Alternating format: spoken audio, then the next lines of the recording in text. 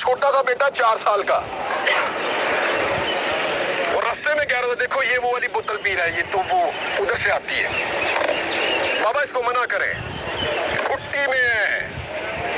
छोटे छोटे बच्चों को पता है, स्कूल के बच्चे जानते हैं। वो 2 फुटबॉलर थे, उनका नाम लेकर बच्चे बहस कर रहे थे, मैं सुन रहा था बात उनकी, और मैं हैरान हो रहा था कि ये किस तरफ जा रहे हैं, क्योंकि घुट्टी में है। वो कह रहा था वो फुटबॉलर अच्छा है, वो फलस्तीन को सपोर्ट करता है, ये इसराइल को सपोर्ट करता है, मुझे पसंद नहीं है।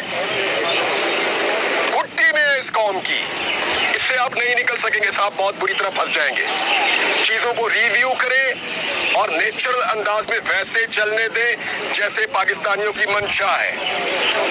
और मैं मुतालबा करता हूं इस प्लेटफॉर्म से और दूसरे प्लेटफॉर्म्स पे जहां जहां मुझे मौका मिलेगा कि ये जो 2 कत्ल हुए हैं ये रायगढ़ तो नहीं जाएंगे इंशाअल्लाह, ये अल्लाह के यहाँ कबूल है और शहीद हैं 2, लेकिन रियासत की भी कोई रिस्पॉन्सिबिलिटी होती है, कोई जिम्मेदारी होती है।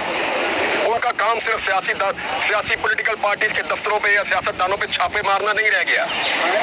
उनका काम सिर्फ नाकों पे खड़े होकर शहरियों को परेशान करना नहीं रह गया। उनकी और भी रिस्पॉन्सिबिलिटी है और भी जिम्मेदारियां हैं। इन्हें इंसाफ दीजिए, इन्हें इंसाफ दीजिए, इस कत्ल को इंसाफ दीजिए, कातिल को सजा दीजिए, ताकि आइंदा इस तरह के इक़दामात ना हो। लोग आपके ऊपर एतमाद खो रहे हैं।